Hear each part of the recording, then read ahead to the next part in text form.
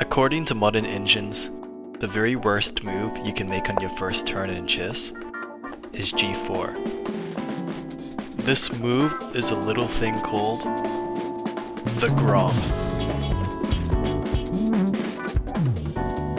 But where robots see a flaw, I see an opportunity. I am going to play only the Grob and its counterpart for black, the Borg, until I reach 2000 elo in blitz. This is only Grob. We finished the last video at 1661 elo and are starting off strong for our first game with the Grob. But first, I just wanted to say thank you for the support on my first chess video. I honestly didn't expect more than 10 people to watch it, but a lot of you guys commented and subscribed, so for that, I am thankful. Anyways, after some regular Grob development, he plays e6. This isn't a major mistake, but he misses the opportunity to take advantage of a key Grob weakness, the inability to take control of the center. For those of you who don't know, taking control of the center is a core tenet of chess, as it restricts the opponent's pieces while allowing space for you to develop freely. Not to mention, it also pushes the opponent's pieces to the side of the board where they have limited movability, and may have to waste turns maneuvering to where the action is happening. Although it looks minor, if he went e5 instead, he would have put me in an uncomfortable spot, not to mention, he blocks his bishop on c8. Now after the opponent plays b5, it looks like he is trying to lock up the position. What can happen in these situations is the pieces start looking symmetrical while nobody can push their pawns without being at a disadvantage. This usually results in a draw or a situation where all the pieces are maneuvered to one place to try and break through. Although a lot of people don't like these positions because of how drawn they are, I am pretty decent at them, so I do like to try and play into them. So I move a3 to try and start setting that up. One of the things that make it drawn is that you can't maneuver your pieces very easily most of the time. So I try to take initiative by playing knight to b3 with the hope of establishing an outpost.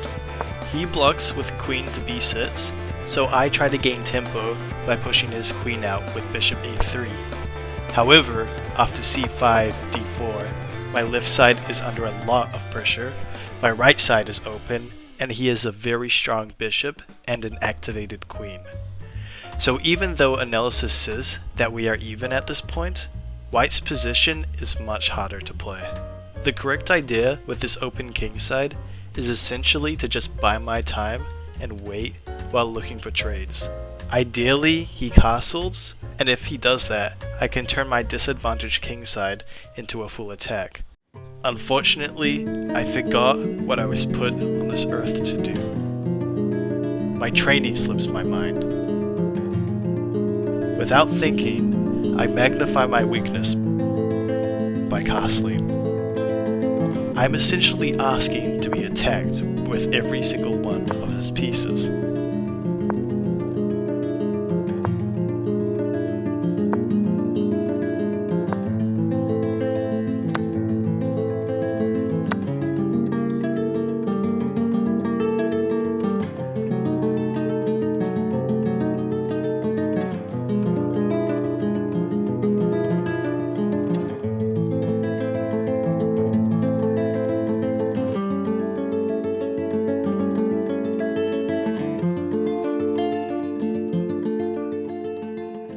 At this moment, a fowl born from an inferno collapsed. But forged from the fire it endured, it rose again. Only a fool thinks it can defeat the phoenix. Now, it should be noted that after this game, I moved to the opposite end of the country and have spent most of my time unpacking. I've also played no chess. I am simply not running on very much sleep. Nonetheless, I crack open a sting and begin our second game. After some natural development and consolidating our position, we find our opponent throwing away a free pawn. Not bad. The game keeps moving, but I keep pulling ahead in time. At this moment, I realize that I have a whole minute and a decent lead on my opponent, so I decide that moving quickly will certainly put him under pressure.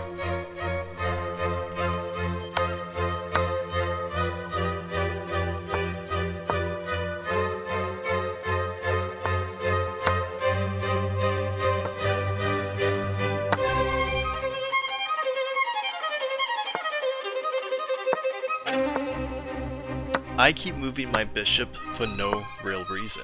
What I should have realized in this position is that even though stepping on the gas and putting pressure on him is a viable strategy, his king is protected while mine is not.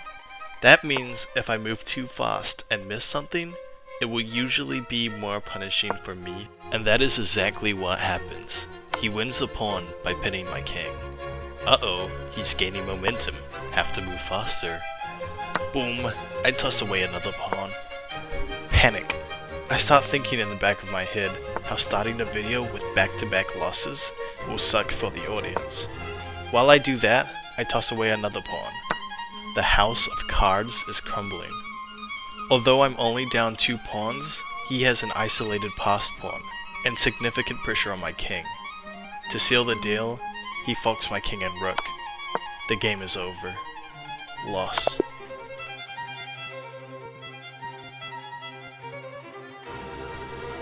But if a fool plucks every feather, perhaps the bird may not stand so tall. But to stand against adversary at all is less a tenet, but more a dogma of the Grob.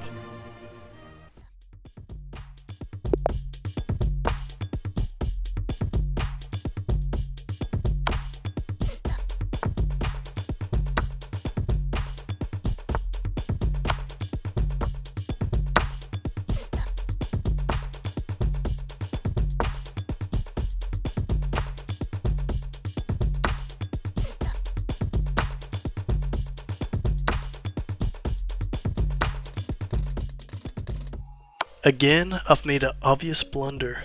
I've dropped an entire rook for no reason, bringing a clear win back to an even position. But the game is not lost yet.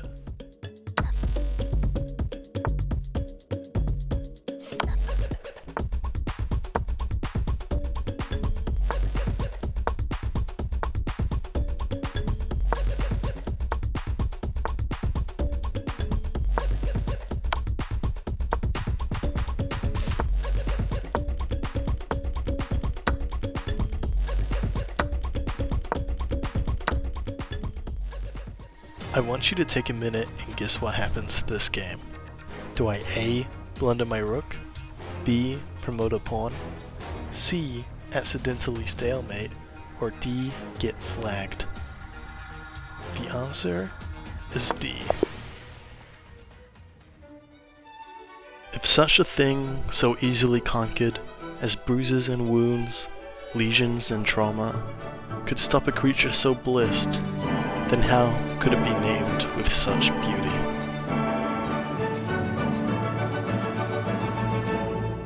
Three games, 3 losses. At this point, I was incredibly nervous. I did not want to edit a video of 4 back-to-back losses, and already knew this video would not do as well with a 3-loss start. However, if you have kept watching, I want to firstly say thank you, and secondly, I would love to hear any feedback on my editing, and if I have managed to keep the video entertaining despite the results. As a brand new content creator, it really helps to know what I'm doing right and what I'm doing wrong. So if you are enjoying it so far, then like the video, and if you haven't already, subscribe. Anyhow, we still have another game. We cannot give up yet. Starting off this game with a Borg, we quickly win an entire rook, which is, you know, pretty cool. So we quickly trade off our bishop for a horse. He puts the pressure on me by restricting my movement with these push pawns, so I just keep developing, looking to trade off material. I don't really like the idea of his knight going to e4, but I don't really have a good way of stopping it. With his knight on e4, the position is starting to get very suffocating. But there are no immediate threats yet. He trades pawns on b6, which alleviates some of the pressure. We finally have a trade-off of our knights, which is a relief, as I really need to start getting pieces off the board. I move my knight to d4 with the idea to try and attack this weak pawn. I play rook a4 with the idea in mind to first check with my knight. He plays king f1 or 2. I take a pawn with check with my rook on f4. He takes my knight, then I take his bishop, ending up with a free pawn and a trade that breaks up his bishop pair. However, I missed this move. Bishop f6 firstly threatens my rook, but secondly it traps my king. After I play knight check on e2, king f1, knight takes on f4, he now has guaranteed mate in 9 with rook b8, including one move where I just distract by sacrificing my rook. So ignoring that, it is mate in 8 with king g8, rook takes on c8, king g7, rook takes my rook with check on h8, king g6, rook g8. If king goes up to h5, then it is mate with rook g5, so king moves to h7, rook g7, king h8, rook f7, king g8, rook g7, and then no matter what I do, it is mate in 1. To be honest, I wasn't very upset with this loss. I didn't lose on a stupid blunder, the opponent just locked in as soon as I took his rook. In fact, after losing his rook, he only made 1 inaccuracy. The rest was perfect.